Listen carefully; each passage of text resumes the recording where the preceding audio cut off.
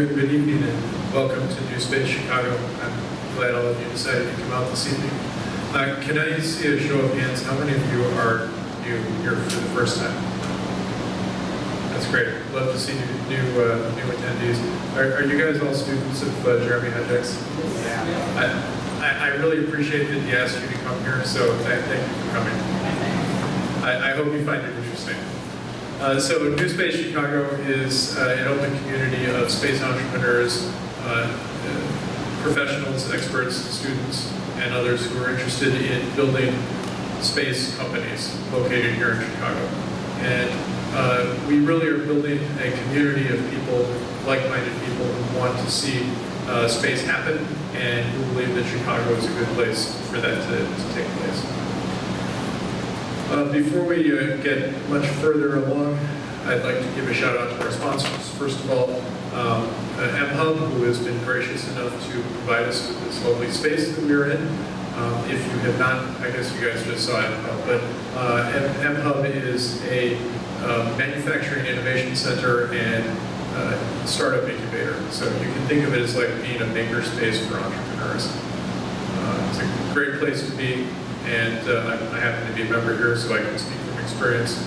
Just all kinds of amazing things happen here. It's a good place to start a company. Our other sponsor is Metropolitan Brewing. They are provided the beer that you all have been enjoying this evening. They are also a startup, although they're now a very established company. They were the first craft brewery in Chicago, started in 2009, and just celebrated their 10th anniversary. So we appreciate their support. So I'd like to just give you a little update on some things that have been happening in the space industry and space-related things. So does anybody recognize this? This came out yesterday. This is the first image of a black hole. This is the supermassive black hole at the center of the galaxy M87, and it is 6.5 billion solar masses. So this is an amazing thing to see. So I just blew my mind. It was all over the internet yesterday.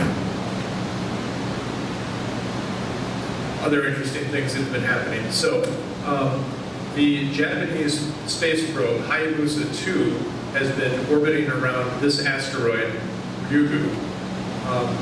And the mission is to bring back samples from the asteroid. So earlier this week, there we see a shadow of the spacecraft on the asteroid. The Japanese bombed the asteroid. So they basically launched an explosive device, the small carry-on impactor, at the asteroid in order to blow away some of the surface material so they could get at the material underneath that has not been exposed to the space environment.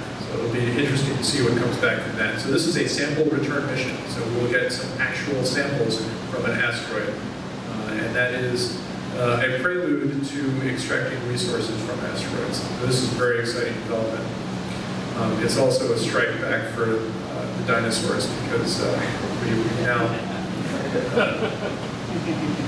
we get it, okay. At the same time, the NASA OSIRIS-REx mission has been orbiting the asteroid Bennu for basically the same reason. OSIRIS-REx is also a sample return mission. And just in the last month, they discovered a very odd thing, which is that Bennu is an active asteroid. It is ejecting material. There are plumes of material that are coming off this asteroid. And you can kind of see some of it floating off into space there. We have no idea why. A mystery. And this is one of the exciting things about space, right? There are just amazing unknown things out there waiting for us to discover them. So again, this is a sample return mission, and we'll be finding out more about the composition of these asteroids and what are the resources that are out there for us. And they're just waiting for us to go get them. Okay, a little bit closer to home. Earlier this month, SpaceX performed the first test of the Starhopper. This is the test vehicle to test the launch and landing of the SpaceX Starship rocket. So this is going to be the next iteration of SpaceX. Under development now, but that will be a very large spacecraft and hopefully will be successful in taking many of us into space in the not too distant future. So it's exciting to see that they're making progress on that and that the initial tests, takeoff and vertical landing, were successful. So did anybody see the Falcon Heavy launch this afternoon? We had it up here on the screen at about 5:30, so it was before y'all got here. But so this is the second launch of Falcon Heavy. They launched the first one about a year ago, and the launch was completely successful. They recovered not only the side boosters, but also the core booster. They came down and successfully landed. So that was an amazing accomplishment. And oh, by the way, they launched the satellite into geosynchronous orbit. So SpaceX is not the only organization that is doing things in space. The other thing that happened today was Space IL is a private space company out of Israel. They had launched the Bereshit lander to the moon, and it's been slowly circling closer to the surface and was scheduled to land on Mare Serenitatis this afternoon. Unfortunately, it crashed. So they did actually land something on the moon. It just is now in pieces. But to quote Benjamin Netanyahu, if at first you fail, try again. So I think we'll see some more things coming out of that in the near future. So these are some of the amazing things that are happening in space. I didn't want to take up a whole lot of time. I could probably have spent half an hour giving you updates about things that have happened in the last week. But just to give you a taste of what is happening in space and where things are going today. In order to encourage these kinds of activities, NewSpace Chicago would like you to develop space-related ideas. And so we are announcing that the Founder Institute Fellowship, so the Founder Institute is an organization dedicated to helping people who have a startup idea get your startup going. Basically, if you're at the idea stage, the Founder Institute will help you take that idea to the next step. And so they have graciously extended to NewSpace Chicago a fellowship to somebody with a space idea. So if you have a space idea that you think could turn into a company, please apply.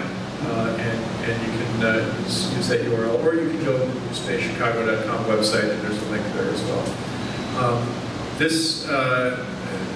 The application deadline was extended, but the deadline is this Sunday, so time is limited. If you're not quite ready to start up a company, but you still have ideas about space, and you would like to put them in front of people and get some feedback, maybe ask for support, or even talk to potential funders and so forth, we are starting a new program next month called the NewSpace Chicago Lightning Pitches. And so you can stand up here and pitch your idea to us. You get 3 minutes plus questions. It doesn't have to be a company. We don't expect you. This is not a business plan competition. We don't expect you to have a business plan. If you do, that's great. But if you have an idea that you'd like to put out there and get some feedback on it, we'd love to hear from you. So again, you can go to the website, Lightning Pitch, and fill out an application. So we look forward to getting you involved in making space happen in Chicago. So I kind of feel like there was a bait and switch that happened, because we were supposed to have a presentation from Charles Mudd, our resident space lawyer, who was going to talk about property rights in space. Unfortunately, or fortunately perhaps, he was attending the Space Symposium conference in Colorado Springs. And as you may know, there's an enormous blizzard moving across the country that snowed in Denver, and so he could not get out. In fact, he tried not once, not twice, but 3 different flights, all of them got canceled, so he could not be here with us tonight, and he sends his regrets. He'll be back next month to talk about property rights in space, and he also said he was going to bring some interesting tidbits from the Space Symposium. As I was receiving texts from Charles, I happened to be sitting down with Aaron Pagel, who is our speaker tonight, and I asked him if he would be willing to fill in for Charles, and he said yes. So we're very happy to have Aaron here tonight. Aaron is the Executive Director of the Center for Space Commerce and Finance, and the Center is an organization dedicated to space entrepreneurship. So our missions are very much aligned, and I'm sure Aaron will speak some more about the Center. His background is quite diverse. He has background in leadership, in arts operations, marketing, and business strategy. And he serves as marketing consultant for a company that does teleportation. I want to hear more about that. And he's an adjunct professor of business strategy and microeconomics at DePaul. So without further ado, I give you Aaron.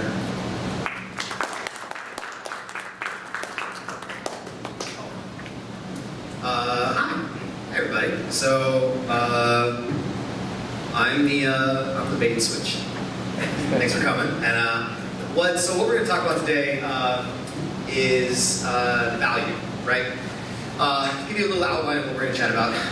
First, I'm going to tell you a bit about myself, just my background, how I've shown up here, and the weird journey I've been on. I'll give you a quick highlight of that.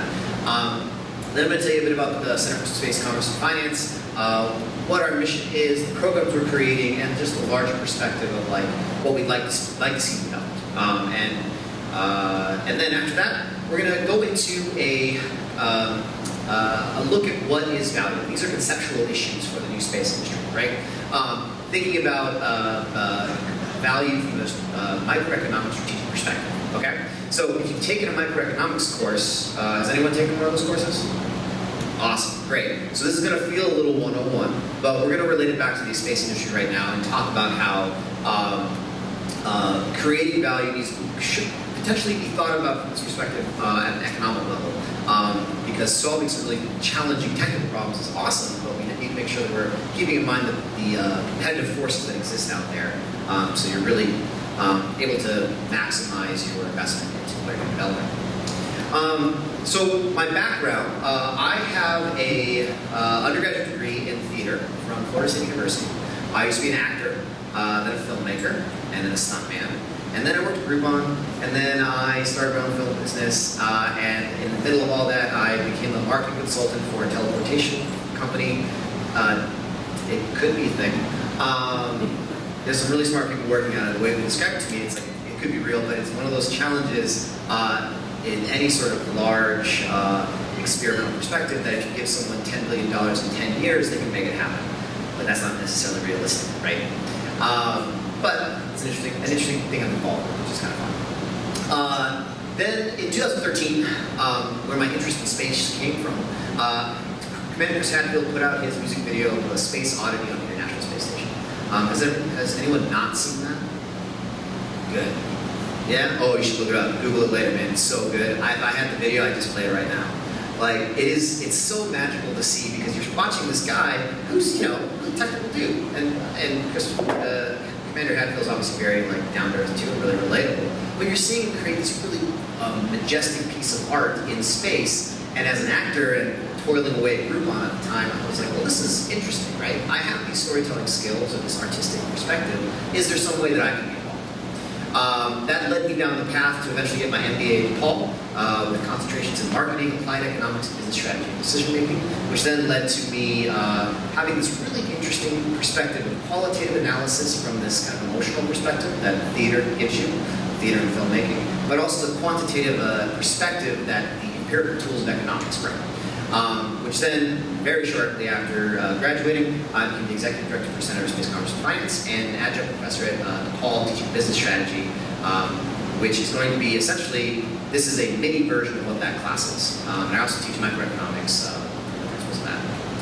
So, the Center for Space Commerce and Finance, our mission is to grow the space economy by educating entrepreneurs and investors about their respective challenges with the goal of increasing space commercialization efforts and overall innovation. Which is to say, space is hard and complicated. And the only way we're really going to get to that perspective, get to an efficient space economy, is if we have lots of people involved in it, and that we're growing the economic pie that's that's associated with space. So in popular culture, what we've seen and what we talked about just now from a launch perspective, and I'm going to talk a lot about launch in this just because it's a good focal point for us to recognize some strategic decisions that might not necessarily be economically sound, but are maybe good value generators, depending on what your goals are. But SpaceX, when they entered into the market and created this reusable rocket, that completely changed the name of the game, right? And that came from the need for them to be able to undercut ULA and the other existing launch providers at the time. And now we're seeing at this point, we see over Space Fund is a VC firm that's focused on tokenization of investment. They are tracking, I think, about 121 launch companies now, right? And every single one of those companies is trying to innovate on what they're doing on the launch industry, just basically making it cheaper, right? And increasing access to space so that input, that transportation cost is as low as possible, and therefore we can have other economic developments happen in space. So the way we do this, or the programs we're involved in is under CSCF, working from the other side from your right to left. We're developing the collegiate commercialization competition, which is essentially a competition to encourage engineering students and business students to engage with each other earlier on in their careers. Space currently, the mechanisms for getting students involved in space generally tends to be from a scientific perspective, at least from our assessment. So what we're hoping to do with this is lower that barrier to entry to thinking about entrepreneurship by leveraging the NASA's technology transfer program to say, here are some low-hanging technologies where you don't need to do R&D, but you do need to maybe figure out what's the market for that. So we're hoping to develop that, which helps us create more interest in space, which gets people thinking about the long economic implications as their career develops. The middle program we have is the Space Investment Summit. This is essentially a program where we we connect current space investors with accredited investors who are not involved in space. And the idea is that this is an industry-focused summit that helps accredited investors understand what challenges exist in space, right? From an investment perspective, what most VCs, this is generalization, but a lot of VCs look at investment from the perspective of a 5 to 7 year return. And that number, that focal point, comes from the fact that most venture capitalism that happens, and angel funds too, but I'll say VC as the broad term. Most of that investment is happening in Silicon Valley. Most of it's related to software development. Most of it's related to things that don't really have a hardware component to it. And so when you start to think about what you want from a return, it doesn't really work in space, because space largely has a hardware component, right? So it's not to say that it's inaccessible, but that 5 to 7 year time range might need to be extended out to 7 to 10, or depending on what you're putting in, 10 to 15. But if you know that going into it and understand the entrance and exit strategies, then that makes it a much less risky investment. I'm definitely going to talk a lot about the launch industry, so get ready for that one. So then the NewSpace Business Plan Competition, this last one. This is what we've been doing since 2006. The Center for Space Commerce and Finance has been around since 2013, but my board has been doing the NewSpace Business Plan Competition since 2006 at the time that it was under the Space Frontier Foundation. So this is essentially, this is a business plan competition. There's a lot of those out there. Our focus, though, is much more about a hands-on approach with our competitors that are involved. So we're trying to help entrepreneurs recognize that investors are considering different things than the technical challenges that are probably what got them interested in getting started in business. So the process of this is we only have about 6 to 10 competitors that competed at any NewSpace Business Plan competition, and it's usually, the competition is preceded by a pre-boot camp experience where they send us, we give them a kind of template pitch deck to say, hey, develop a pitch deck off of this template, it doesn't have to be exact. We then do phone calls to get the homework moving. Then there's a boot camp before the competition where we essentially do the mini Shark Tank experience and constructively tear them down before they get in front of a panel of investors. And that's a half-day experience where you first go through, you do the presentation twice, and then at the end, the next day, you then do the 7-minute pitch in front of a panel of investors or a panel of space professionals who are either business development, investment, or have some other connection to developing startups in this way. That 7 minutes is then followed, presentations then followed by 7 minutes Q&A. So that really kind of puts your nose to the grindstone on this situation, so that you can respond to the questions and problems that these professionals might find in their business model. We find that we've had a number of people tell us from recent graduates from Sugar House Aerospace who won our last business plan competition at the New Worlds conference in November. They were recent graduates. And then the Audience Choice Award, which was SLU, owned by a guy named Mike Palucci. He's a very seasoned professional who's owned businesses and sold businesses, but even between those two level experiences, we got the feedback from both of them that it was a really worthwhile education that made them feel more excited and prepared to talk to an investor. So if you have a space business that's ready for that kind of exposure, you want that kind of education, we're actually accepting submissions right now for 2 business plan competitions. One will be at the International Space Development Conference in Washington, D.C. on June 6th, and the other will be at a NewSpace conference in Seattle on July 17th. The submission deadline is April 26th. So that's my pitch on that. So this is a complicated situation though, because what we're really trying to develop, and I don't expect you to be able to read all that, more just to say that we're trying to develop an entrepreneurial ecosystem, right? This entrepreneurial ecosystem is about value structures that keep generating interest but also incentivize investment, to the point where we're getting ourselves to deal flow, because that's the thing we're all looking for. That's the economic activity and the meeting point between entrepreneurs and investors. So everything we're doing in those 3 programs and in other partnerships like we have with NewSpace Chicago, where we're developing and that relationship, is all about creating a more efficient ecosystem so that we can have entrepreneurs and investors working on building that space economy. Because man, I want to go to space. Don't we all, right? Most of us. Some of us are like, we don't really want to go to space. But it'd be really awesome if someone went to space and we want to see that, which is cool. Okay. So, strategy. So this value structure, so what we're going to be going through is a bit of a mini strategy course. Everything about this is based on microeconomic theory, right? There's lots of ways to think about strategy. There's management strategy, there's operations management, there's marketing strategy, there's lots of normative perspectives that you can look at depending on your discipline.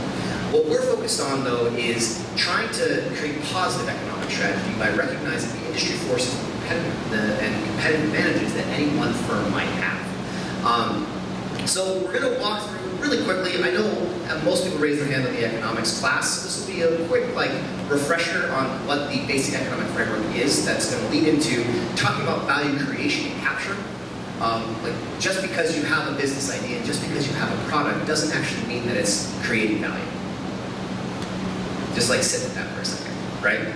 And just because you're doing that doesn't mean you're creating value.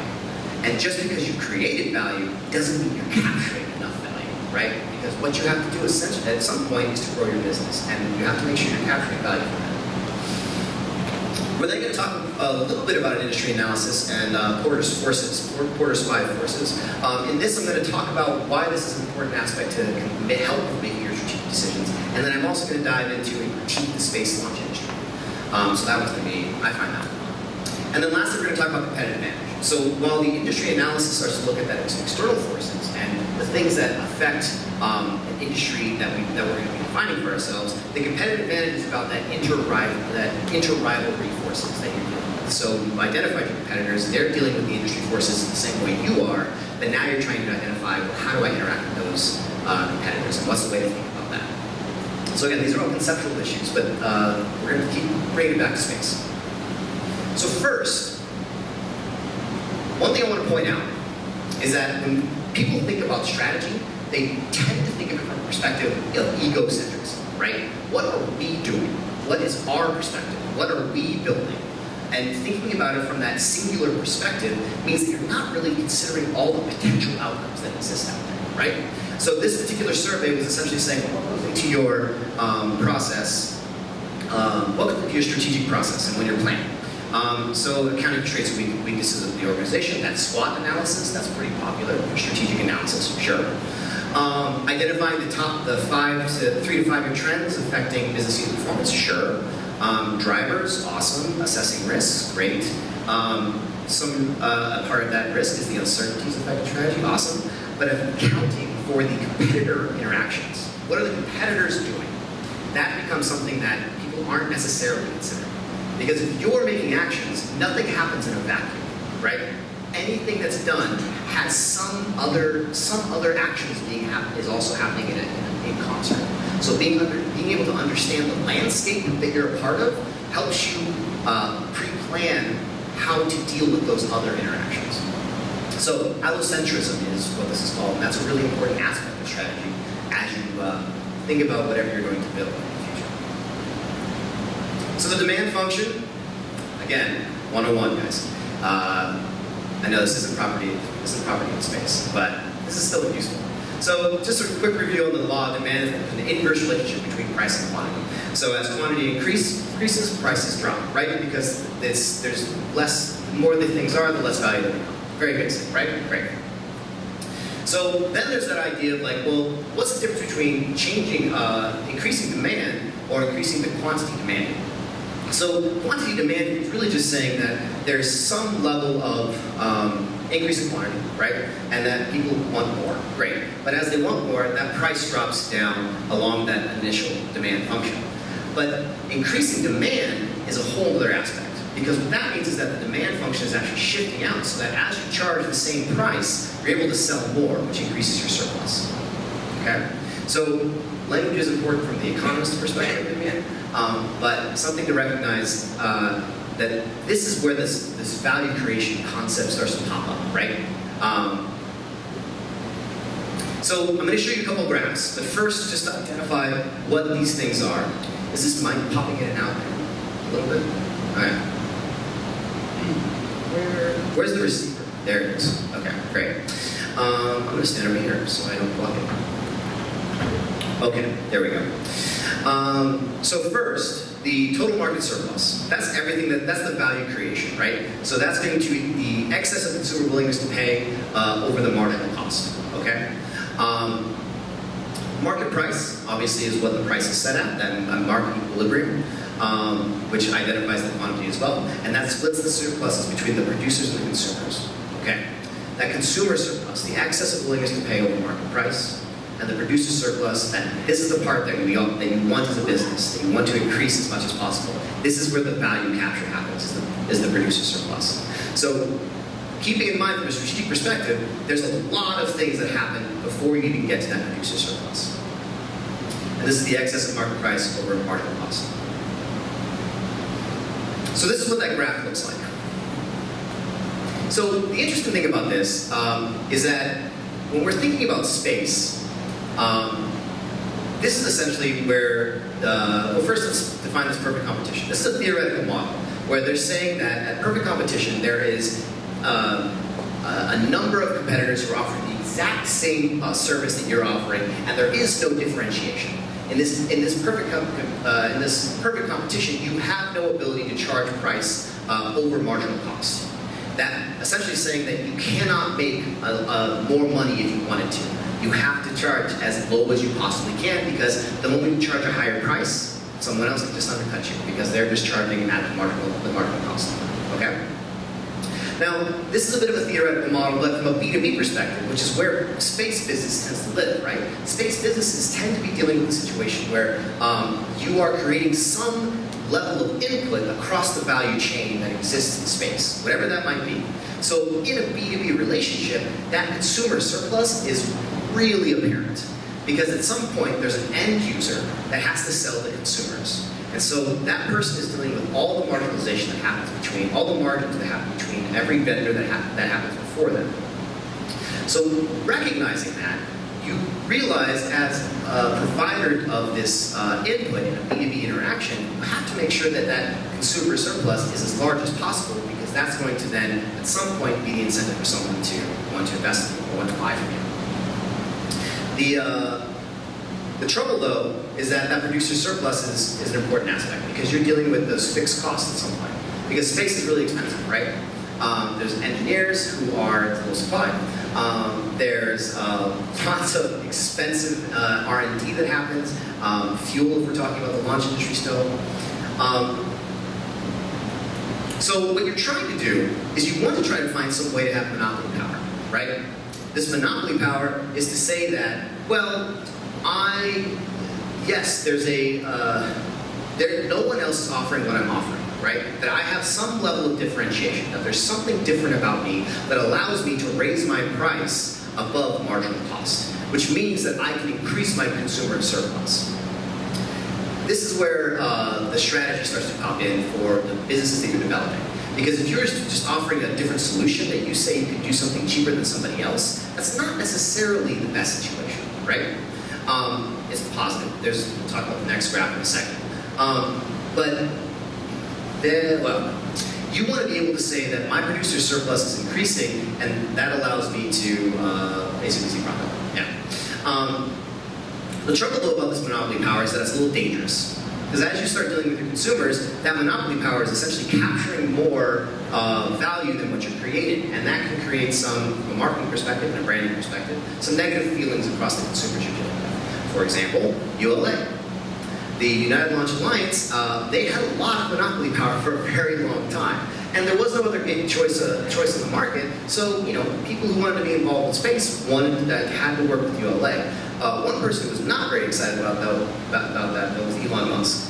I think it was in 2007 he actually went to Congress before he even had a working rocket, and he got them to recognize that ULA was possibly doing some consumer damage because there's no other competitor. And so he, without working technology, got them to write in on their assured access to space legislation to, on an annual basis, consider other contractors for launch deals, which, I mean, is one, kind of speaks a little bit more to it confirmed that tenacity that Elon Musk has, right? Can you imagine the balls of that guy? Like walk up to them and be like, hey, I don't got something that works, but consider me. So the other way to increase your producer surplus is what I was speaking about just a moment ago, is just to reduce your costs, become more efficient, right? And that's awesome. You can become more efficient. And that's a great way to increase your producer surplus. The trouble, though, is that this starts dealing with the efficiency frontier, right? It's very easy to become efficient once someone recognizes that efficiency is possible, right? The moment Elon Musk and honestly, let's say the actual way it happened, the moment Jeff Bezos and Blue Origin landed their reusable rocket, and then, a few days later, SpaceX did, everyone realized that reusable rockets is a real thing. That's something that can happen, which people are now starting to work on. And even with the space launch system that was happening, that was being developed, that was not reusable, that's now been abandoned because we realized that that's really not cost effective. That took way too long to figure out for us to get to that point, but that's happened. So that efficiency, the efficiency gains and the surplus that you create from that are kind of a short-term fix. You're not going to really create a competitive advantage that's going to last for a long time, which is what we're starting to lead into, right? So really what we're talking about, the thing we want to try and get to is moving that demand function out so that you can charge the same price or increase your price and produce less, but you're creating more value that creates a larger economic pie in a way that people can't get to you, right? They don't have the same type of competencies or products and services that allow for them to compete with you on the same level. Other way. So this brings us to porta sources, right? So that was the kind of big, quick breakdown of just thinking about value and how to, from that economic perspective, in whatever you're building. I'm kind of saying this from a general perspective because I'm not. When I first put this together, it was for SpaceCom's entrepreneur business plan competition. So I knew that there was. I knew which companies I could talk to about this stuff because there was like 3 launch companies in there. So what we've just defined is to think about how are you creating value. Where is your surplus, and what are some mechanisms that you can do to increase your surplus? Okay, so now we're thinking about these industry forces, and these industry forces are essentially these are mechanisms that are going to push down your price, right? If these forces are high in any sort of way, they're going to incentivize you to want to push your price lower so that your surplus is small.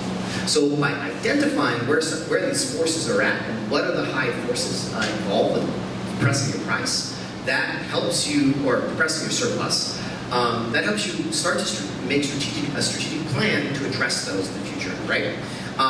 So another concept that is not on this slide, but is important from a strategic perspective, is the idea of short run versus long run, right? Short run is dealing with some sort of fixed component. There's some sort of fixed component in your decision-making process.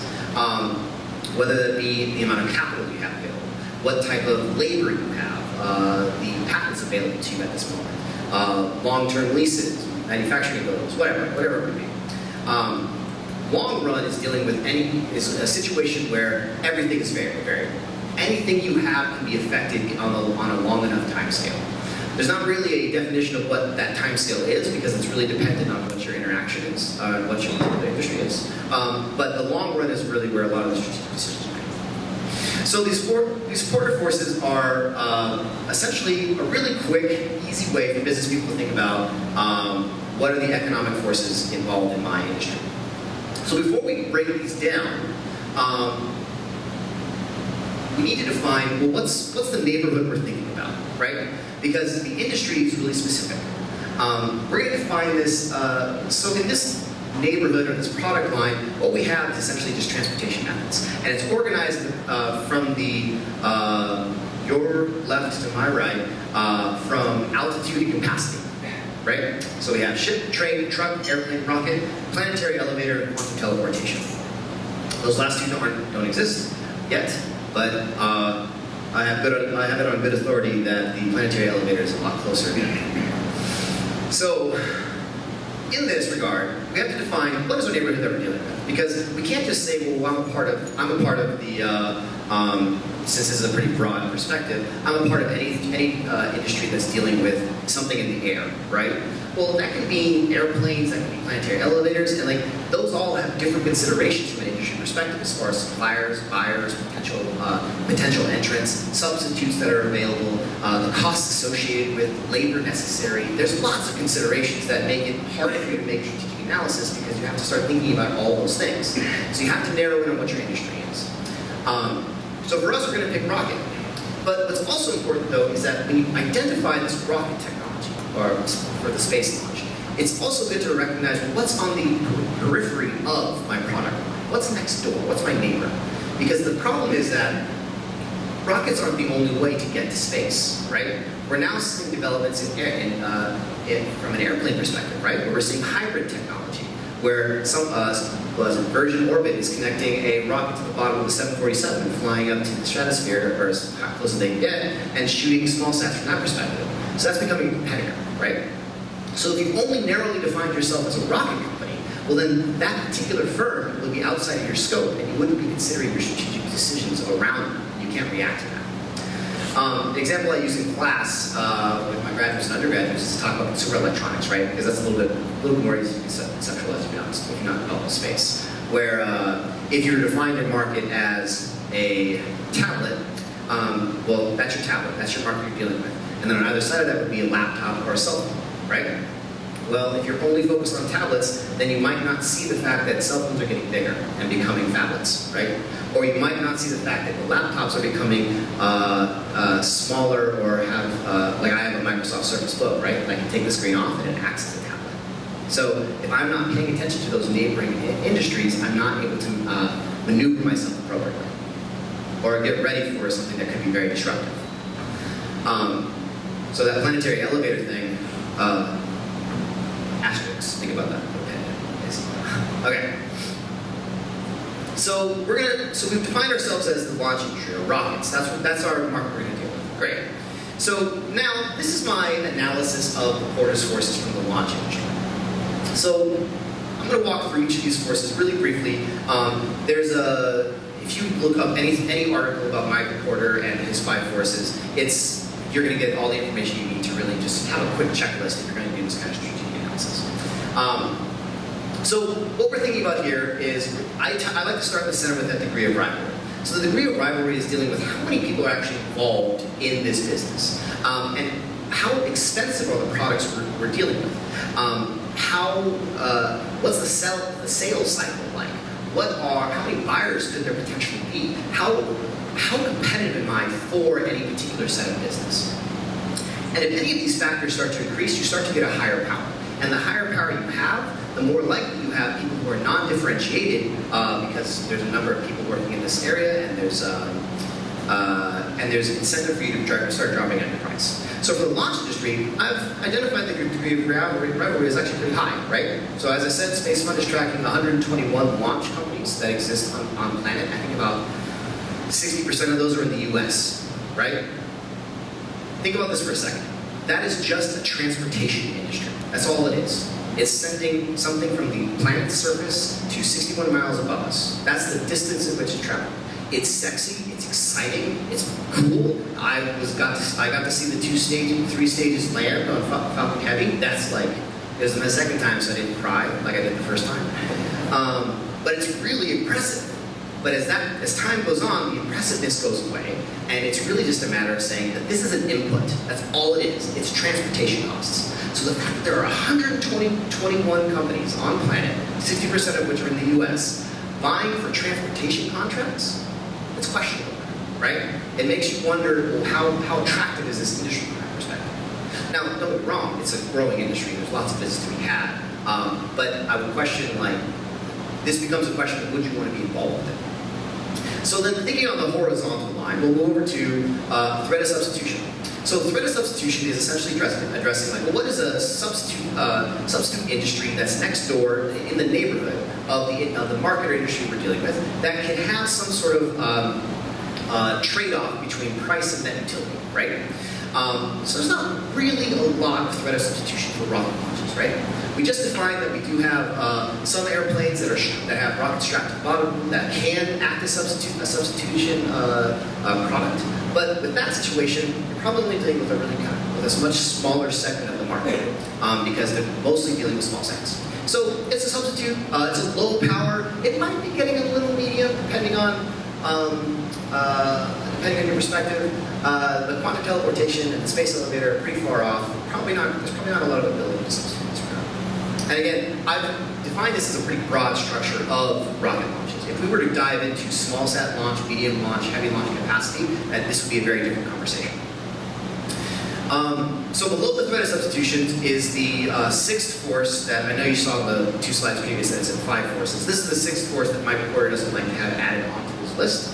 He thinks that the degree of complements exists in all of these situations, but it's actually quite useful to add it on just because it can be identified as a separate force, but it's also an inverse force. So with degree of complements, what you're dealing with is anything that can make your product more valuable. Anything that, when paired with what you're offering, can increase your value. So in a bundling effect, right? So from a launch perspective, what if it's to be, SpaceX has been adding downlink capacities to their, so SpaceX has been adding some downlink capacities, right? They've been buying them from ground stations.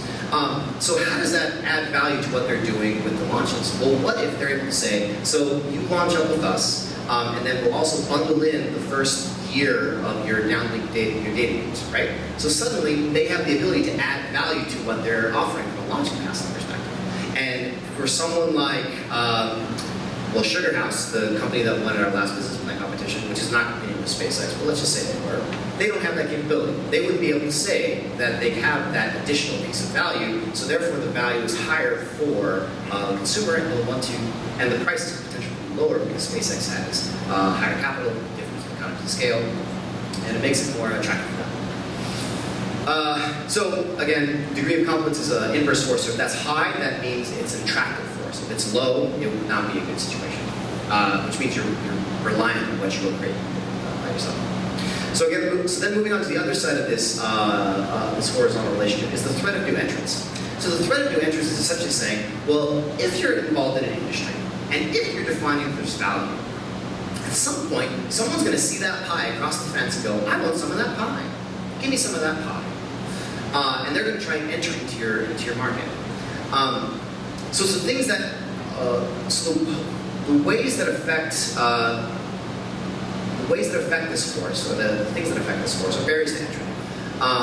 Barriers to entry are things like capital requirements, government regulations, access to inputs or suppliers, technical needs, learning curves, anything that makes it harder for that person to get involved in this industry, that's going to affect the threat of entrance. So from a launch perspective, because there's so much potential in the growth of the industry, as far as like potential buyers and suppliers who are out there, and the market growth that we're seeing, it's a medium threat, right? There's a medium threat because we're finding out that it's becoming cheaper and cheaper to make launch capabilities because, one, there's lots of smart, talented people out there who are rocket scientists, even though there's a bit of a shortage, but those people are leaving the big firms, right? And they're able to come, their labor costs are going down.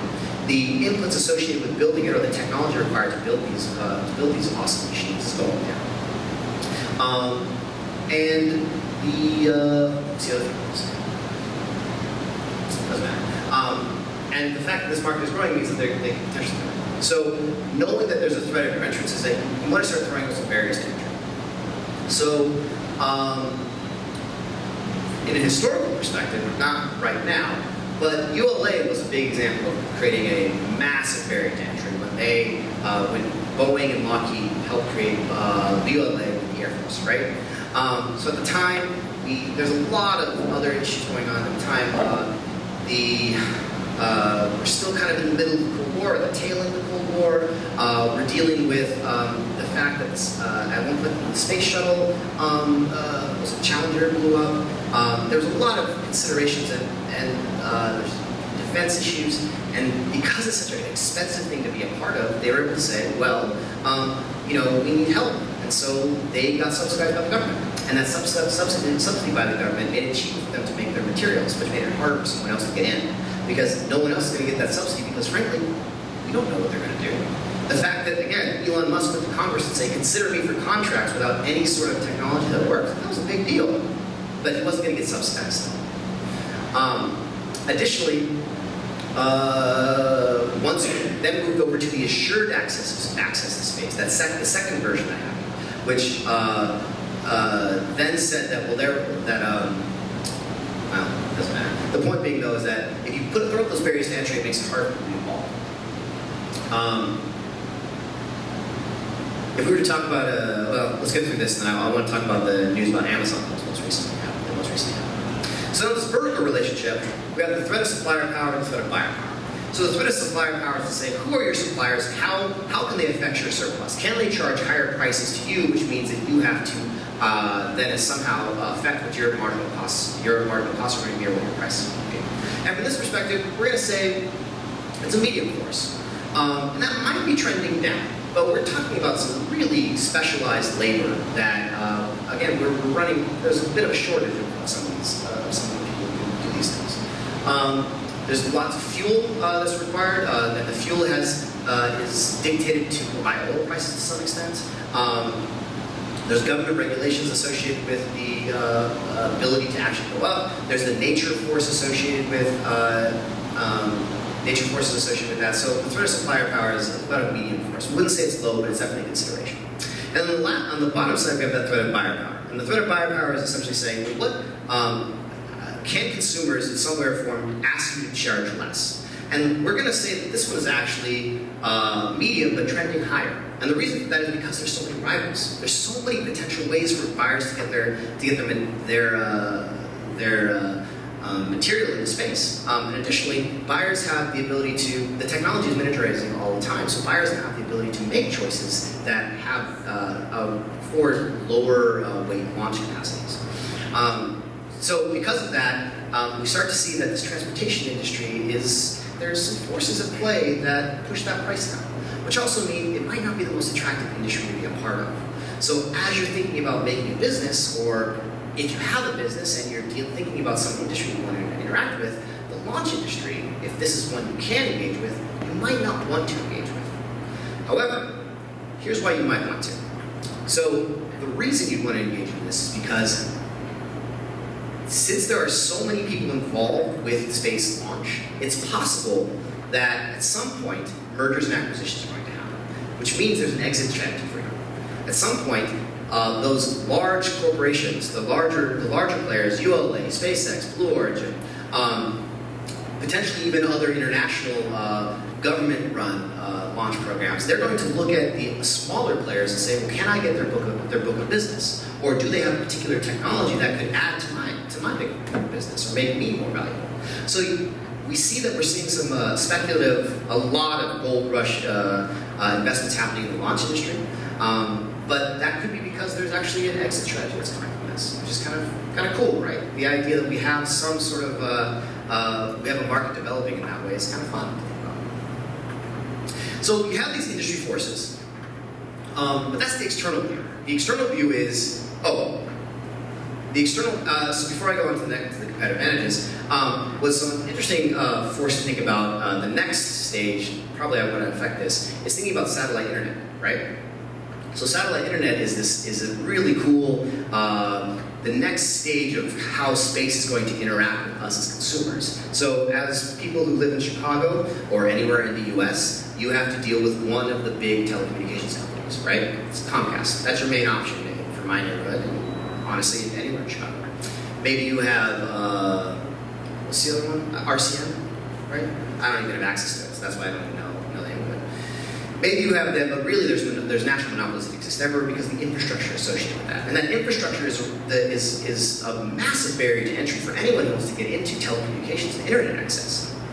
But recently, we just saw that Amazon hired on SpaceX's VP of, I forget the actual title, but the person who was leading the charge on SpaceX's side to create this satellite internet, which indicates something awesome because Amazon recognized that this is a big piece of pie that they want to be involved with. And it really sent a signal to all the other players, Facebook, OneWeb, Bitwin if you want to throw them into the mix, that there's a massive player who's coming into this business who has a lot of capabilities to actually be a pretty disruptive force and kind of juggernaut. So I find that to be, I'd be interested to see what those forces look like from that perspective. Okay, so you have that external view of the industry. So you understand, well, what are these forces doing that are trying to push my prices down? So now we've got that, when we center though on that rivalry perspective, that intra-rivalry forces there, the Porter's forces don't do a very good job of identifying, well, how do those things work, right? I just said that we're talking about launch capabilities, but of those 121 launch firms, they all have different capabilities, and they all have different types of resources. So the competitive advantage perspective that we're going to talk about, there's two ways to look at this. There's the positional view and the resource-based view. Positional being the things you do, and the resource being the things you have. These things are not mutually exclusive. They work together in concert, where the things you do allow you to have things, and the things you have allow you to do things. From a strategic perspective, and when you're thinking about competitive advantage, what tends to happen though is you focus in on that positional view of the things you do. So we're not going to talk about that. That's a valid place to look for strategic options, but we're going to focus in a bit more on the resource-based view, which is the things you have. So creating a sustainable competitive advantage is to say that you have the ability to differentiate in a way that people can't approach you on, right? You want to be able to differentiate so you have some degree of monopoly power so that you can charge a price over marginal cost, which means you can increase your surplus. So the foundation, so there's a really cool paper by Peter Off in 1993 where he identifies, this is the name of the paper, the Foundations of Wealth Creating Sustainable Competitive Advantage. And what he identifies is that there's four tests that one can look at to say, well, do I have a resource that's valuable? And is it something that's sustainable? Is it something that I have that no one else can get to? So we're going to walk through a few of these. So the first one is the resource heterogeneity. Resource heterogeneity is a bit kind of related to the idea of like the positional perspective, but it's, do you have something that's different? Now, from a product perspective, where our minds would probably go first is to say, well, can I access different orbits, right? Do I have a different type of, do I have a technology that's really versatile for potential products and launches? What's my weight? Like, what's, how much does it cost to build these things? Is it reusable? Like, what are the capital requirements? But the other aspect of this is, who are the people involved? Do you have engineers that are contracted with you who aren't going to work with anybody else? Can they go someplace else? Well, we'll talk about those in a second. But do you have a different type of engineer, right? Are they focused on a different type of specific fuel? Do you have patents that you have that no one else has? What do you have that's different from the competitors around you? That's resource heterogeneity. The second one is ex post limits the competition. So you've identified what you have that's different. Well, now that you've identified this thing that's different, what's to say that someone else can't take that from you, right? So we're talking about market forces. If someone else recognizes that what you have is valuable, they can engage in market forces to take that from you, right? They can offer a higher price if it's something that you want. So this ex post leads to competition is the conversation about, well, what are the things that you can put in place that make it so the resources that you have don't go someplace else? So is this non-compete contracts with your engineers that are involved with you? Is it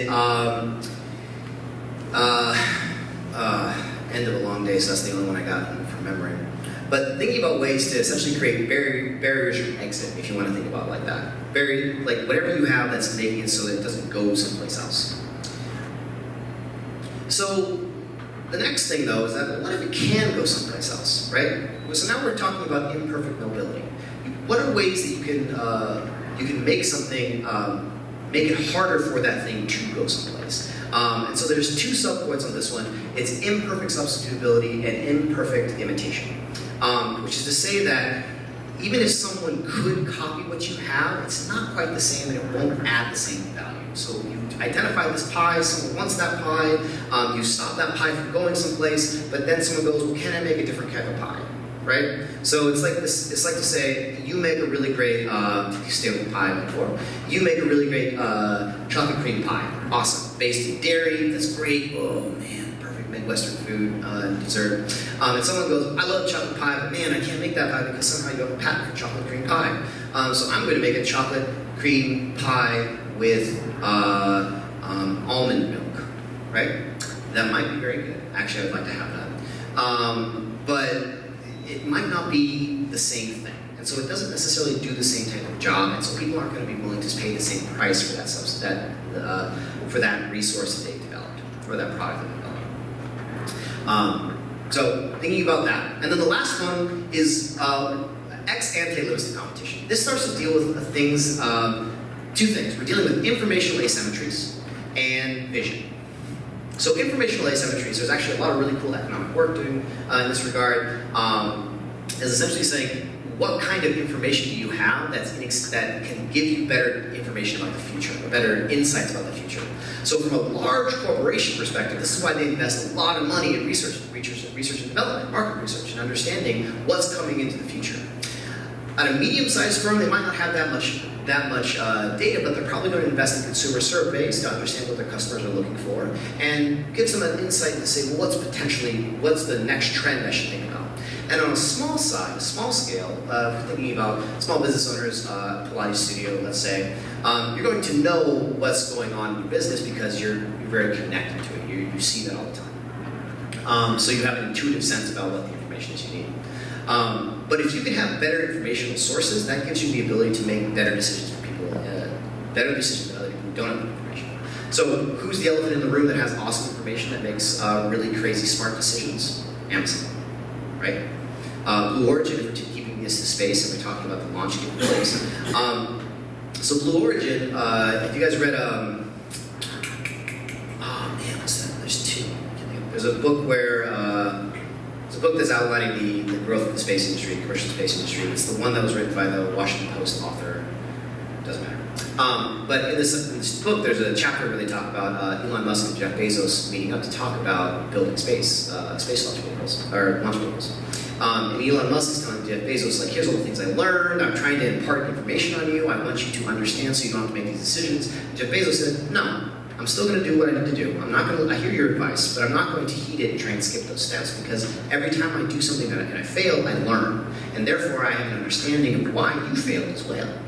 And then, now we think about them getting into the internet satellite business, and we also consider the fact that Blue Origin has their long-term strategic plan for Blue Moon, right? They're thinking about ways to be involved in some sort of infrastructure and delivery system for Blue Moon, for the Moon.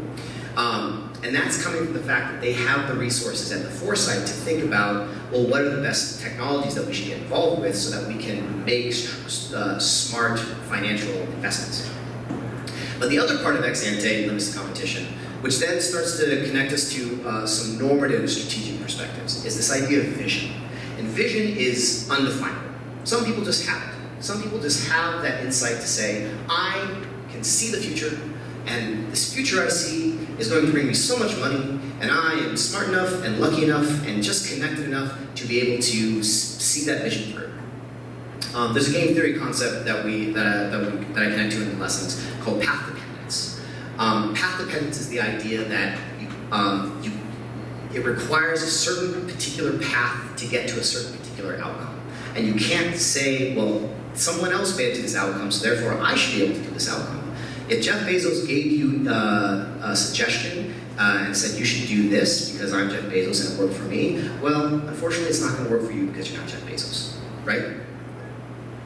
It's a reality that we have to deal with. But vision is a component, and it is an undefinable one. But don't try to copy vision. Don't try to say that your strategic plan is based on your vision, because if it's only based on that, not to say it can't be a component, but if it's only based on this vision, there might be some blind spots, right? So the last thing, after we've talked about all these things, is consonance.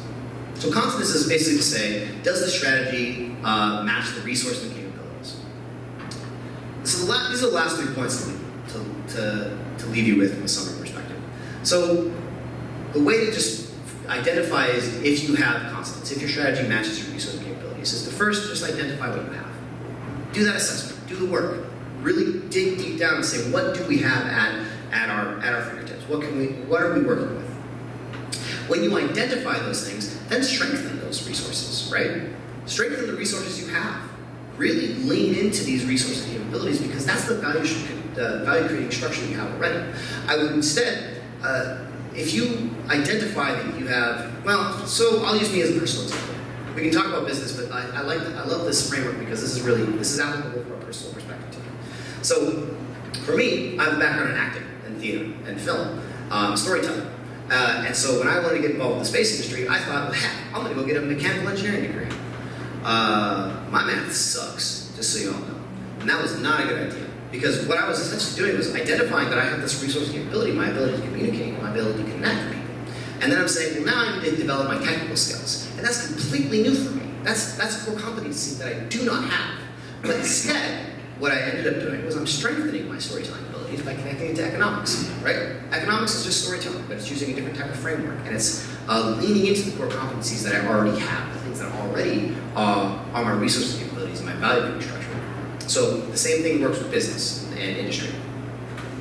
And lastly, once you've identified these resource capabilities and you strengthen them, acquire things that are complementaries that increase the value of the resources you have, right? So it's about what are things that I can bring into the fold that are going to increase the value.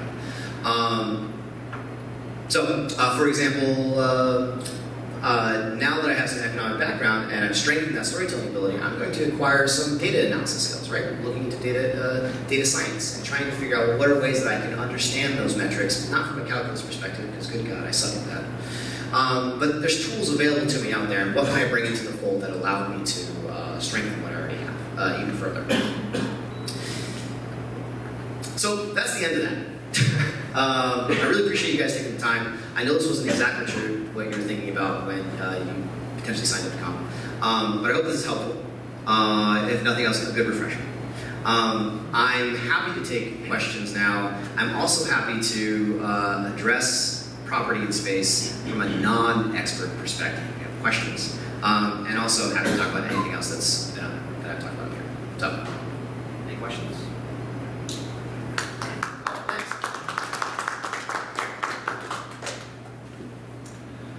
I was curious about your perspective on the competition between SpaceX and Amazon and anybody else getting involved in satellite internet capabilities. Think there's going to be any huge barriers to entry once somebody gets a network like that set up, or is there going to be a lot of opportunity there? What are your thoughts? I think there's a lot more room for competition in that regard, right? So first, really, the big thing about Amazon getting involved with this right now is the fact that they said this is valuable, and we're going to publicly say that this is something we're getting involved with, right? They could have hired this guy under the radar and not actually spoken about their investment into this, right? But they're publicly saying that, which is saying that they're putting a stake in the ground, creating a barrier to entry to a certain extent. Because now they've said, well, we've sunk cost into this resource. So hey, everybody, we see you. This is our stake. Don't take our pie yet. But what's going to happen first, obviously there's a lot of R&D being done. There's lots of capital requirements. You've got to build a really powerful array. You've got to identify where the downlink sites are, and you're going to be dealing with terrestrial infrastructure that exists already. But once they're up and operational, I think we're going to see that we're probably going to have 2 or 3 providers, right? 2 or 3 providers in space. But the potential, unless we get our policy straight and the governmental connections to net neutrality and how are we identifying communications from a consumer perspective, when you only have a couple players, oligopolies form, right? And repeated interactions allow them to make more coordinated decisions, even if they're implicit and not explicit, right? So that's why this net neutrality conversation that's been going on is kind of troublesome from the big players that we're dealing with now in consumer telecommunications, because they've been working together for a very long time, and they got started on natural monopolies, and now that they have the infrastructure and the consumers, they're not really incentivized to grow the market. But space is very different, right? The more satellites you have, the better the better connectivity and lower latency you have within that network, and you have a lot of redundancies, right? So if suddenly you have more downlink stations and you have a larger array, then you might have faster speeds, which might be more exciting for consumers, and you might be able to see that trade-off happen a bit more. So the competition will be interesting. What I'm actually really curious about is when the partnership with Comcast or those telecommunications will happen, because I think that's really the thing that will signal that people have identified this as a really valuable market. So when you described, you abstracted like the space industry for the Porter's example to say space as transportation. Mm-hmm. What are some of the most creative applications or analogous examples that you're seeing today where people can come in without the high capital intensive technology offering to think about the complementary services that might suit some of these other companies when it comes to maybe delivery or resource mining or some of these other sort of, again, complementary industries? Sure. The one that I really like is related to space tugs. So space tugs is dealing with space debris and whatnot, which is space debris is a problem in that it's a public good, right? If we have a dirty space, it makes it harder for us to create economic activity. But the thing is, we're not really incentivized to keep that clean because there's not really some sort of surplus we get out of that. But there is going to be a market for space tugs as we get to having in situ resources in orbit in some way or form. So there's a company right now called Space Bridge, and what they're doing is they've defined themselves as a logistics company. And what they're doing is they're building a blockchain marketplace. But where their lead off is in on the technology is that they've developed a plate that they're trying to make an industry standard for adding on to any sort of satellite and getting space tug services, which they aren't. They aren't a space tug service, to agree to use that plate, which is a big deal. Because these space tugs, what they're doing is they're saying, well, what kind of mechanism are we grabbing onto the satellite? Do the satellites have this technology on them already? Is it this chameleon thing, which I find really fascinating? Is it a spear? It's just about space debris? What are the mechanisms? What is the real technology necessary for that? So they're doing this. They've developed this plate, and so really they're just reaching out to people. But now but really the cool value add is they're attaching a blockchain identifier to that plate, which means, and the network that they're developing is about a blockchain system that helps identify property, which from a legal perspective, and it's smart contracts, exactly. And it deals with a lot of the regulatory issues and the kind of deadweight loss of the bureaucracy around, when anything gets launched into space from any governmental agency or in any sort of country, that country is responsible for following that material and keeping track of it. But if I was to say as a private company, launch it in the US, then I have this asset, which now we can identify that I can at least sell it to somebody because they're not going to go, what's this? You're saying you're selling land on the moon? But we can identify there's a real tangible asset to go. Well, then suddenly also I can transfer that information to whatever other country that person lives in. So it makes it a lot, smarter. What's interesting is, like, to me, that's kind of similar to how you describe what Elon Musk did, which was before having the technology, he's thinking about defining the industry standards and what the value chain should look like, starting from like kind of the first principles and then working his way up. Yeah. Which is really interesting. Yeah, and the idea too that this is that long run perspective to say what's the real need in the long in this that we need to deal with. And honestly, from a large technological perspective, standards are really the issues, right? Whether it be legal, policy, or technological, like we need some level of standards to help us so that we're not competing on technology, like competing on the things that we could just agree upon at some point. Mm-hmm. But that takes time. Great presentation. What have we learned going forward from the satellite radio example, where you really had two big players and now you really just have Sirius XM? So what are the signs that give you encouragement that we won't fall into that trap with satellite-based internet or other services? Well, so from that perspective, we're dealing with satellite radio is a consumer good, right? Like we're paying for entertainment from that perspective. So anything entertainment related or media related, it costs a lot to produce, and at some point the value structures get a little weird, and so you can see some. I think you can feel a lot of consolidation. I'm kind of talking off the cuff here. It's potentially that's potentially a problem, right? Anything that we're dealing with in space is subject to the barrier to entry is huge. Yeah, for it's massive. satellite radio. Yeah. So Sirius XM is not going to have a competitor anytime soon. Mm-hmm. So what assurances do you have that it won't be in similar high, extremely expensive? Yeah. So one thing that I think probably hurt satellite radio was that radio was being consumed largely from cars, right? And so cars have some level of receiver inside of them. And so at a consumer perspective, there's a large leap between the technology that existed and the standards that consumers were used to and had access to. Now from satellite internet and cell phones, because also satellite internet came out, satellite radio came out and was dealing with technology that wasn't in our pockets all the time, right? So if the satellite internet is suddenly dealing with cellular technology, for example, Ubiquiti is one of the firms, so many star names in all these firms, they always mess me up. There's a local VC who invested in this, and Ubiquiti is essentially a company that leveraged 2G, so it's not like groundbreaking, and it's just testing a concept. But they leveraged 2G cellular technology to see, well, what's the latency between, like, is this a viable solution?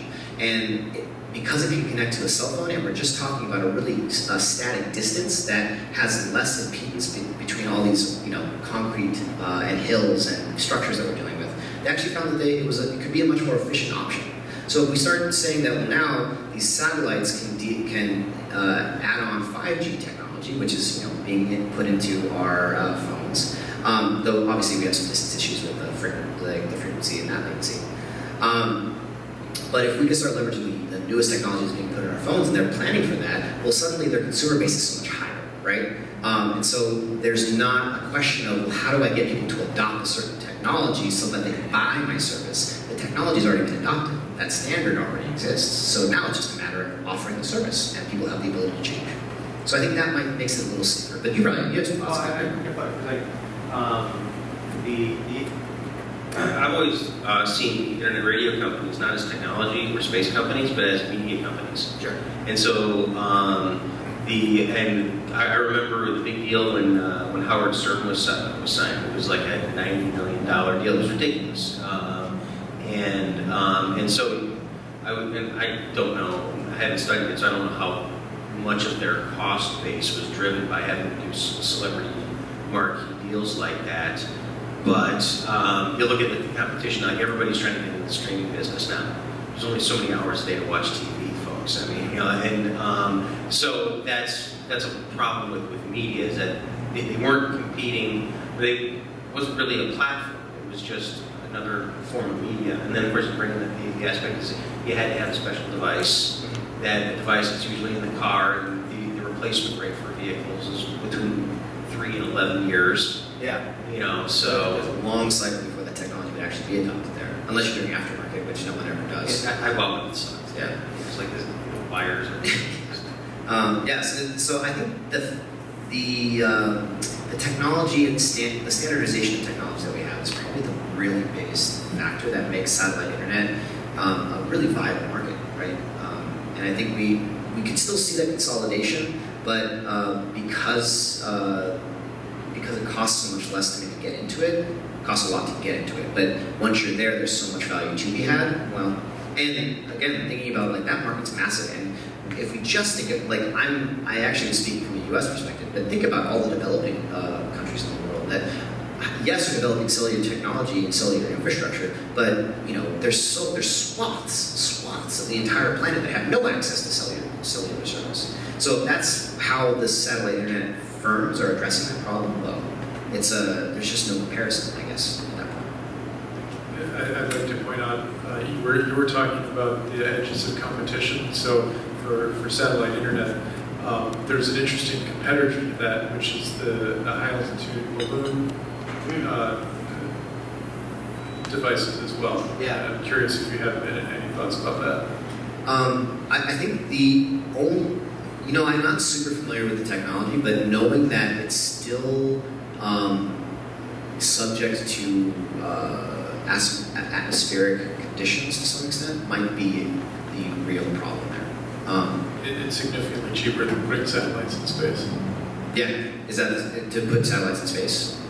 The balloon. Balloons, yeah, like Project Loon and so forth, significantly cheaper than putting satellites on. Well, then, if it's that much cheaper and it has the coverage, then I guess the only question would be like, what's the array look like, right? And if it's not really getting in anybody's if it's not dealing with air traffic and it's not impeding anything like that, then it'd probably be, that would be a big deal then. I can see that being a big disruptor if that technology is developed and fostered. So yeah, that could be a big deal. One more generic question about the five forces model. An issue for the internet, the space internet companies is spectrum, right? So where do things like government regulations and spectrum, radio spectrum is a fixed asset, right? And so there's a lot of competition over that. So I guess that comes into supplier power. How do you model and kind of contend with forces like that using a model like that? You start to think about that. So government forces is potentially a seventh force across all these things. But so that's a supplier power, right? Like you have to buy that spectrum. You have to have access to that spectrum. So if you have the ability to leverage economies of scale to make more efficient use of that spectrum, or make it so that other people can use that spectrum, use different levels of spectrum that doesn't have the same requirements you have, then suddenly you can maybe find more efficient interactions. And I'm kind of speaking around Audacity, right? So Audacity is a firm that's trying to develop a satellite array system that's triangulated around the planet, where small sats don't need the signal strength and they don't need the same level of spectrum requirements. So Audacity gets the majority of the spectrum that is necessary for long distance data transfers, and then the small sats use a different spectrum that's much less powerful, and so then they become an intermediary that allows for more efficient data transfers. And because it's a satellite array that's dealing with multiple interconnected, they're triangulated around the planet so they can communicate to each other, and then they also have a number of different downlink stations. You also have more access to your data more often. So what would be interesting, actually quite interesting as we're talking about this, is that satellite internet, if we're talking about substitutable technologies to a certain extent, could actually put Audacity out of business, right? So what Audacity is doing might become a supplier, they might become a competitor, but those types of models for intermediary communications arrays for small sats could potentially become a little obsolete, or maybe not as valuable. Maybe that was it. That's fun. That was an interesting thing. I love strategy. All depends. The catchphrase of economics. Anything else? So we talked a little bit about complementary products. You can manufacture something that can help service a space launch or service outer space satellites and things like that. Are you seeing anything developing or anything already developed around like kind of auxiliary services, like any sort of consulting companies catering to the space industry, finance companies catering to the space industry? We talked a little bit about venture capitalist industry, which is pretty interesting. So, Yeah. Anything to build on that? Yeah, so there's yes, there's tons of professional services and financing services that are starting to develop that are specifically for space. So there's I'm really bad with proper nouns, unfortunately. This is where my performance anxiety kicks in. But there's a number of space investment VCs and also angel investment firms. Like Space Angels would be obviously the biggest one and easiest one to remember. Space Fund, and their pitch is the blockchain technology and tokenizing space, which is obviously good because it creates smart, it reduces that transaction cost and transfer costs associated with that. What's really interesting though is that those firms are actually trying hard to, they want to be the industry leaders and the thought leaders in this regard, but they really want other funds to be involved, and they want people to have space not as a specific industry that they invest in, but as an economy that they're pushing all of their industries to think about. So we might see more people becoming, being more specific to space in some regard. But there's only well, we also need a different word for space because, here's what I'm about to say. There's not enough space for a lot of venture firms in that regard because honestly, I want to see that entrepreneurial ecosystem grow, but we're just not seeing enough innovation fast enough in that regard, or at least not de-risked innovation, right? Because you can give me $1 million if I tell you I have a horse that I'm going to sell you, right? A space horse I'm going to sell it. Give me $1 million, I'll totally sell that to you, but that's not real. And that's kind of what we're starting to see as people get involved, and that's why these space investment firms want to be the thought leader to help with that de-risking aspect. And from a consulting perspective, yes, absolutely. I mean, what's the real thing that a lot of younger entrepreneurs who are starting their businesses, because we're seeing an awesome wave, right? So Blue Origin's been around for a while, SpaceX, and these are space commercialization. These are the unicorns we think about of space commercialization. But we're starting to see people move on from early career and mid career to later career from those firms, and they want growth possibilities, and so they're starting to think about what are the businesses I can create. But they have to deal with the government, right? And so these consulting firms tend to be dealing with industry analysis, but also considering ways that you can engage with government relationships. So yeah, there's some interesting things there for sure. Any development there on engaging with the Say it again for the microphone. Any development there on engaging with the public interest? Any development there on engaging with, the funding and economics associated with getting kind of society more involved? Oh, great question. Good question. Some, not much. Here's why. There are 5 main players as it goes for space, and ways that we want to be involved to incentivize space development. We have the government, we have private business, the military, scientific communities and academia, and the public. So when all those players are aligned from a space perspective, we incentivize this long-term vision, because suddenly we're all connected, and this thing that costs a lot of money to be involved with because it's really hard, and there's so many things we have to build to have a sustainable workforce, if that's what we're really going for, to live in space. I mean, shoot, just thinking about keeping 7 people alive at the International Space Station, that's very expensive. We all have to be aligned for that. The trouble, though, is that that's not the planet. Those players exist at country perspective, right? So really, those 5 players are 5 players across every particular country. So there's 2 interesting things that are happening here, which are scary and fun. So the fun part is that, the scary part is that this means that the more nationalistic you are, the more likely all those players are to be ignored. And that's scary, right? That's Cold War, right? This is why we have the space industry we have now and the space development we have now, because of the Cold War, straight up. Not an argument to be had. That's the fact. And the reason we start to see a more globalized perspective of the space industry was because the Cold War ended, and the military no longer needed space superiority, at least not to the level of like massive development and R&D. They had what they needed. Businesses didn't really see the value in it, so they kind of moved off to other potential economic activities because they got SATCOM. So like that was a big deal. Don't get me wrong, but like they got it. So what else do they need? They don't need the moon, right? They can't think of it in the 1960s or 70s and 80s what that would be.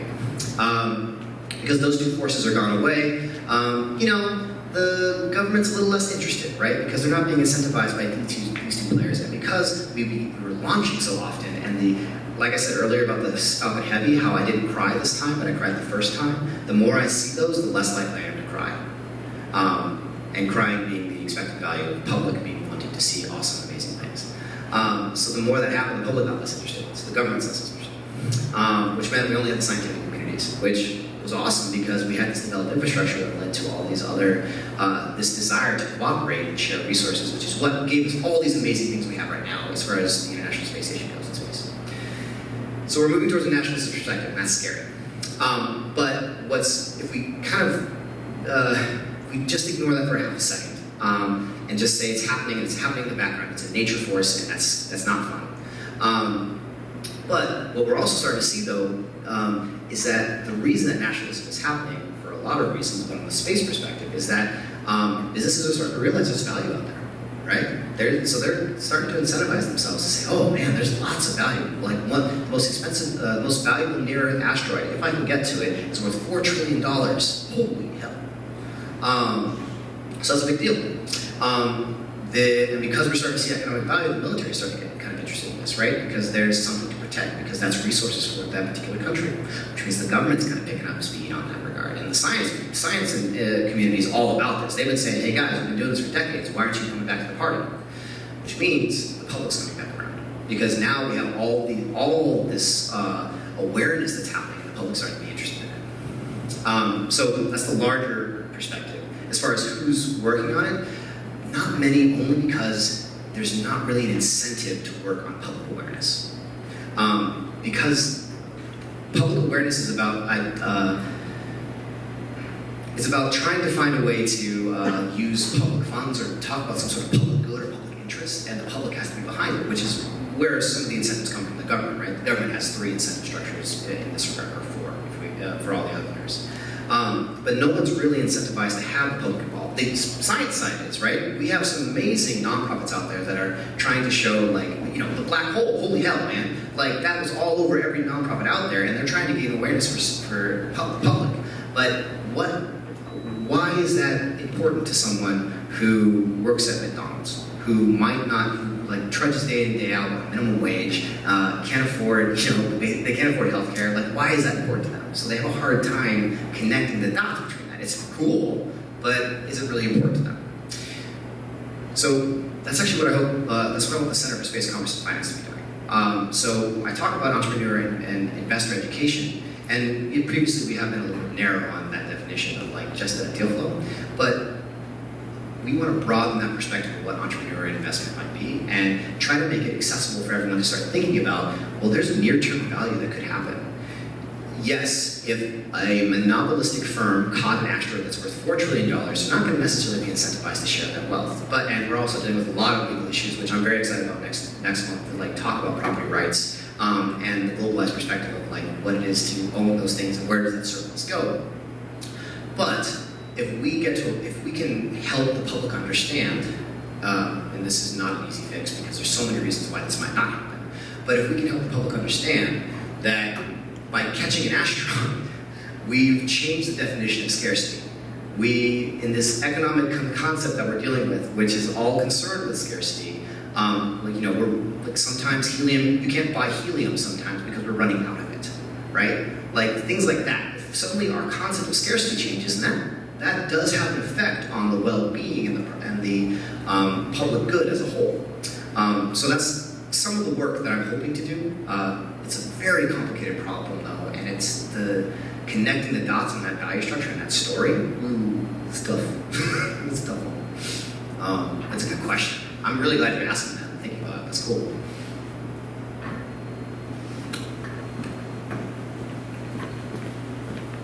You had mentioned a program in NASA where they have the tech available. Yeah. And then you kind of come in later. Can you explain more about that program and maybe give a couple examples of success stories that come to mind? Absolutely.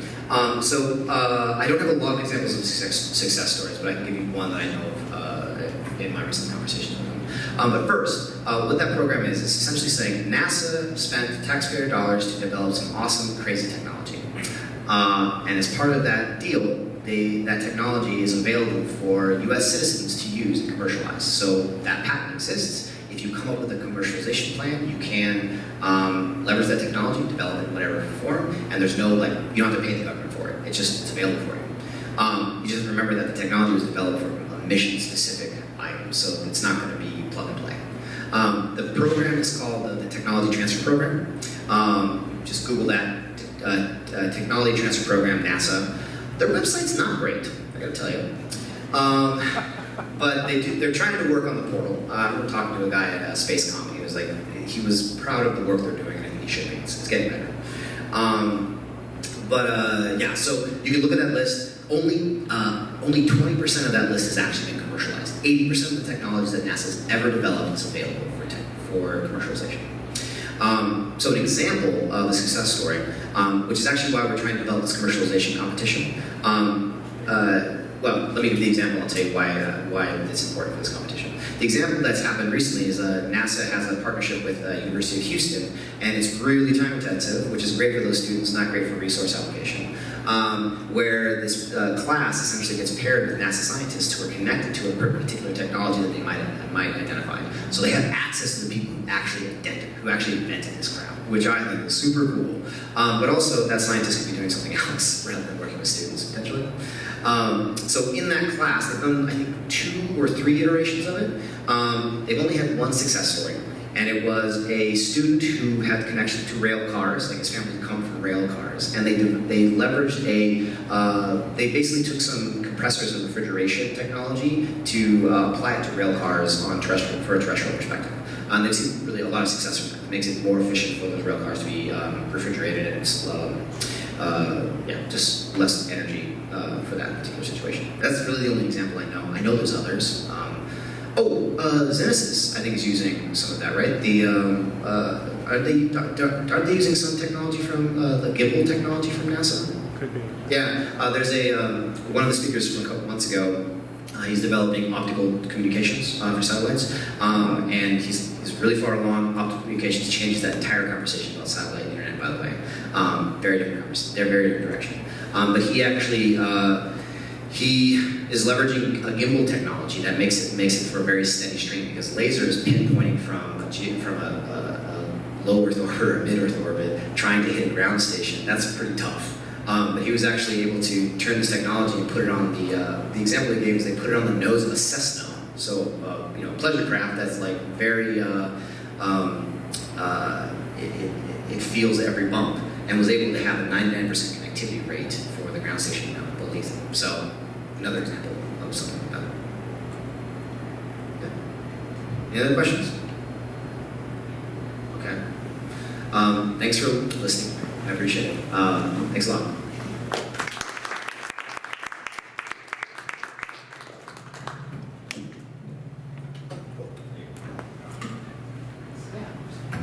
Let's have another hand for Aaron. Thank you, Aaron. So I hope you understand more about building value in the NewSpace economy now. So I expect all of you to have ideas for our lightning pitches next month. So speaking of next month, again, Charles Mudd will be, hopefully, he'll get out of Denver and will be here to talk about property rights in space. Thank you all for coming out. We hope you can hang out off for a little bit. There's still some more beer and some food, and love to continue the conversations. And look forward to having you next month. Thank you.